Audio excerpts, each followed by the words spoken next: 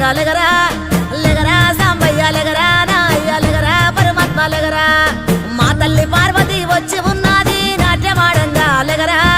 లెగరా సాంబయ్య లెగరా నాయ్య లెగరా పరమాత్మ లెగరా